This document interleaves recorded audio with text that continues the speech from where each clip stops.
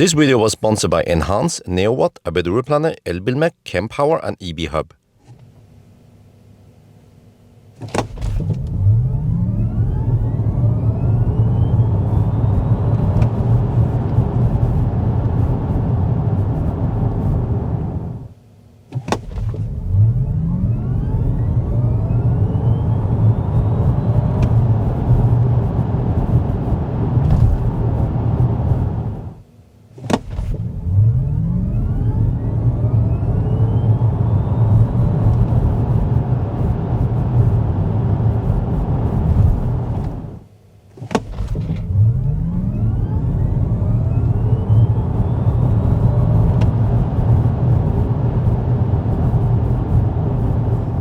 Right, back, let's take a look at the result.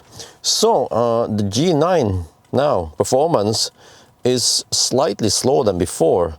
See, 4.3 seconds now versus initially with the old version it was around 4 seconds. So spec was even higher before. I'm not sure what this is all about. The car has gained slightly more weight, even though we also have more horsepower, but I think it's not that important because you see, even now with the slower acceleration, it's still right on par with an SQ6 e-tron, which costs a lot more. And well, what else is down here? Okay, whatever.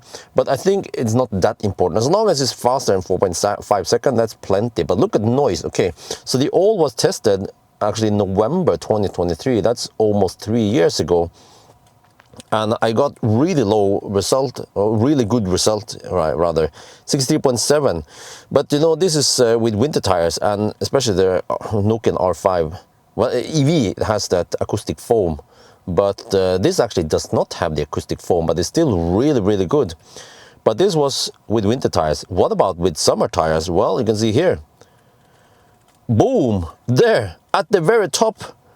Slightly beaten by the X9, but we have 21 inch. Maybe if we had 20 inch, similar dimension as the X9, we will actually have roughly the same noise level. As you see here, just 0.2 decibel difference there, and then yeah, slightly more, 100 for no reason, but then actually say so. Wow, this is really good. Only again, only the 3-4 times more expensive. No wait, actually this is a receiver. Yeah, this is actually more than 4 times more expensive. EQS Maybach has better noise, so better than the more expensive ES90, better than EL8 even, EX9, all this stuff, it just beats all the competition. So think about this. This car was already very perfect, at least the hardware part, right? In the previous generation, it was already really quiet, quite good space here, 27 banana boxes, also on par with many other cars like the Q6 or yeah, all those cars. And then, okay, good enough acceleration. Charging was already really good, but now it bumped up to be even faster, yeah, from 21 minutes, 10 to 80% to only 12 minutes. I've seen it. This car can peak at least the supercharger V4 at Hellutslätta here, the 500 kilowatt supercharger.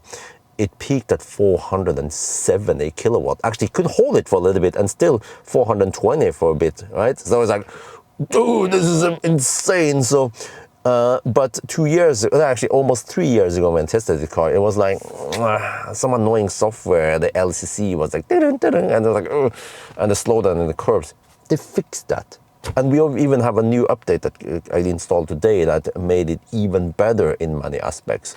So, wow, this car was already quite good almost 3 years ago, minus a bit of, you know, now it's like, bam, way faster charging than the rest of the pack.